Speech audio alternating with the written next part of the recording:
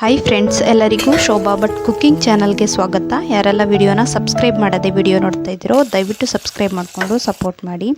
ಇವತ್ತು ನಾವು ತೊಂಡೆಕಾಯಿ ಸಾಂಬಾರು ಮಾಡೋದು ಹೇಗೆ ಅಂತ ನೋಡುವ. ತುಂಬ ಸಿಂಪಲ್ ಇದು, ತುಂಬ ರುಚಿಯಾಗಿರುತ್ತೆ. ತೊಂಡೆಕಾಯನ್ನು ಚೆನ್ನಾಗಿ ತೊಳೆದಿಟ್ಕೊಂಡಿದ್ದೇನೆ ನೋಡಿ. ಈ ರೀತಿ ಇಡೀ ತೊಂಡೆಕಾಯನ್ನು ಜಜ್ಜಿ ಹಾಕಿ ಮಾಡುವಂತಹ ಸಾಂಬಾರಿದು. ಸ್ವಲ್ಪ ಜಜ್ಜಿದ್ರೆ ಸಾಕು ನೋಡಿ, ಇಷ್ಟು ಜಜ್ಜಿದ್ರೆ ಸಾಕಾಗುತ್ತೆ.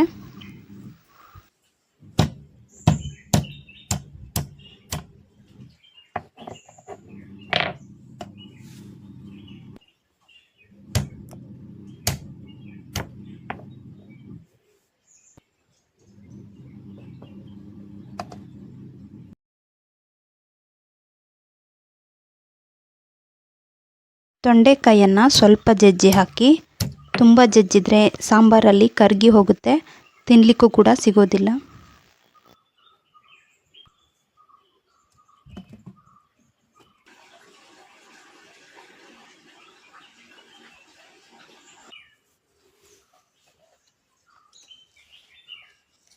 ಜಜ್ಜಿರುವಂತಹ ತೊಂಡೆಕಾಯನ್ನು ಒಂದು ಪಾತ್ರೆಗೆ ಹಾಕ್ಕೊಳ್ತಾ ಇದ್ದೇನೆ.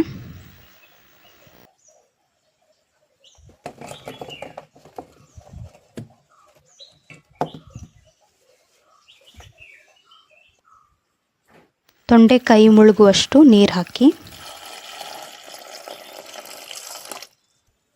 ಪಾತ್ರೆನ ಸ್ಟವ್ ಮೇಲಿಟ್ಟು ಚೆನ್ನಾಗಿ ತೊಂಡೆಕಾಯಿಯನ್ನು ಬೇಯಿಸ್ಕೊಳ್ಳಿ.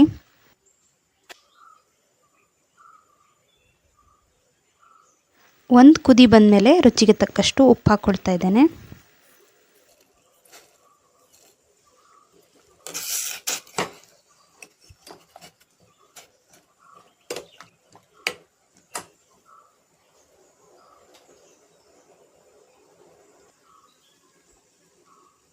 ತೊಂಡೆಕಾಯಿ ಬೇಯೋದ್ರೊಳಗೆ ಮಸಾಲ ರೆಡಿ ಮಾಡ್ಕೊಳ್ಳುವ.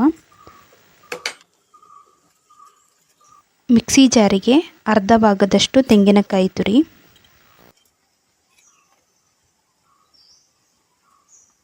ಖಾರಕ್ಕೆ 5ರಿಂದ 6 ಬ್ಯಾಡಗಿ ಮೆಣಸು, ಸ್ವಲ್ಪ ಹುಣಸೆ ಹಣ್ಣು, 1/4 ಚಮಚದಷ್ಟು ಅರಿಶಿಣದ ಪುಡಿ, ಸ್ವಲ್ಪ ನೀರು ಹಾಕಿ ಸಣ್ಣದಾಗಿ ರುಬ್ಕೊಳ್ಳಿ ಮಸಾಲಾನ.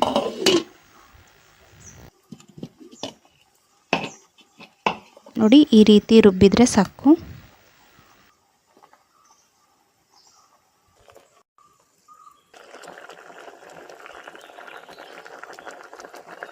ತೊಂಡೆಕಾಯಿ ಚೆನ್ನಾಗಿ ಬೆಂದಮೇಲೆ ಈ ಥರ ಕಲರ್ ಬರುತ್ತೆ ನೋಡಿ.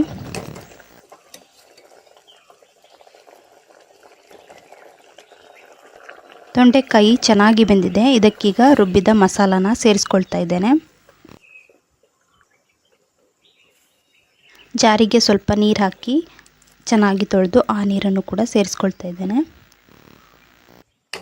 ಈ ಥರ ಚೆನ್ನಾಗಿ ಮಿಕ್ಸ್ ಮಾಡಿ ಕುದಿಲಿಕ್ಕೆ ಬಿಡಿ.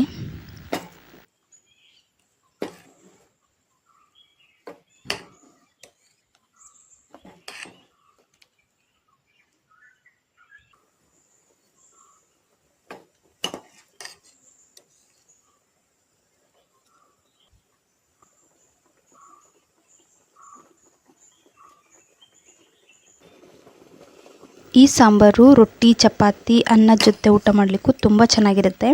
ಹಾಗೆ ನೀವೇನಾದರೂ ಸಾಂಬಾರನ್ನ ಸಂಜೆ ಮಾಡಿದರೆ ಬೆಳಗ್ಗೆ ತಿನ್ನೋಕ್ಕೆ ತುಂಬ ರುಚಿಯಾಗಿರುತ್ತೆ.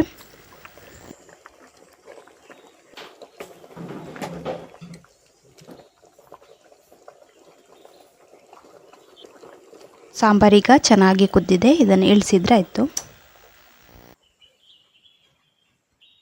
ಈ ಸಾಂಬಾರ್ಗೀಗ ಒಗ್ಗರಣೆ ಮಾಡುವ. 2ರಿಂದ 3 ಚಮಚದಷ್ಟು ಎಣ್ಣೆ, 5ರಿಂದ 6 ಎಸಳು ಜಜ್ಜಿದ ಬೆಳ್ಳುಳ್ಳಿ, 1 ಚಮಚದಷ್ಟು ಸಾಸಿವೆ, 2 ಬ್ಯಾಡಗಿ ಮೆಣಸನ್ನು ಈ ರೀತಿ ಕಟ್ ಮಾಡಿ ಹಾಕ್ಕೊಳ್ಳಿ. 1 ಎಸಳು ಕರಿಬೇವನ್ನು ಹಾಕಿ ಚೆನ್ನಾಗಿ ಒಗ್ಗರಣೆ ಮಾಡ್ಕೊಳ್ಳಿ. ಈ ರೀತಿ ಬೆಳ್ಳುಳ್ಳಿ ಚೆನ್ನಾಗಿ ಫ್ರೈ ಆಗಬೇಕು. ಈ ಸಾಂಬಾರಿಗೆ ಬೆಳ್ಳುಳ್ಳಿ ಒಗ್ಗರಣೆ ಹಾಕೋದ್ರಿಂದ ಈ ಸಾಂಬಾರು ತುಂಬ ರುಚಿಯಾಗಿ ಬರುತ್ತೆ. ಒಮ್ಮೆ ಈ ಥರ ಸಾಂಬಾರು ಮಾಡಿಕೊಂಡ್ರೆ ಮತ್ತೆ ಮತ್ತೆ ಮಾಡ್ಕೊಳ್ತೀರಾ. ಸುಲಭವಾಗಿ ಮಾಡ್ಕೊಳ್ಬೋದು, ಹಾಗೆ ತುಂಬ ರುಚಿಯಾಗಿ ಬರುತ್ತೆ.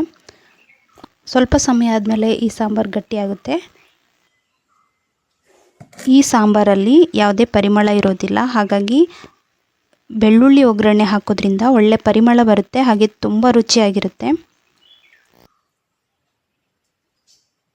ತೊಂಡೆಕಾಯಿಯಿಂದ ಹೀಗೊಮ್ಮೆ ಸಾಂಬಾರು ಮಾಡಿ ನೋಡಿ, ತುಂಬ ರುಚಿಯಾಗಿರುತ್ತೆ. Thank you for watching.